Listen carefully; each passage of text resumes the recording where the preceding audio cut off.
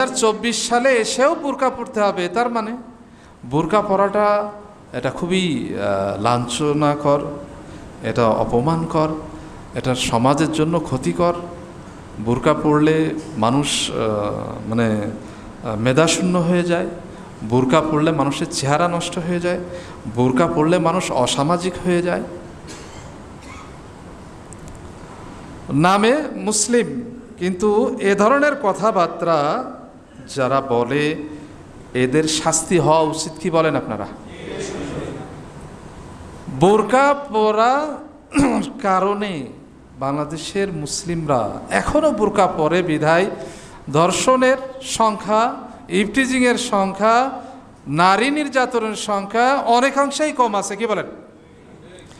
যদি তাই হতো তাহলে আপনারা বোরকা পরা ছাড়ার যারা আছে এবং বোরকা পরিহিত যারা আছে হিসাব নেন, জরিপ নেন যে কারা নির্যাতনের শিকার হচ্ছে।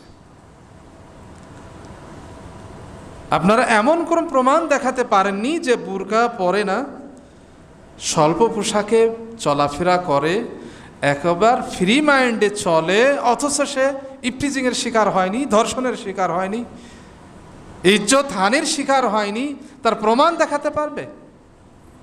বরং উল্টো দিকে আমরা দেখাতে পারবো যে বোরকা পর্দা করার কারণে লক্ষ লক্ষ নারী তার ইজ্জত সম্মান নিয়ে সে বাজারে যাচ্ছে, ইজ্জত সম্মান নিয়ে সে চাকরি করছে, ইজ্জত সম্মান নিয়ে সে এক জায়গা থেকে আরেক জায়গা যাচ্ছে। আমরা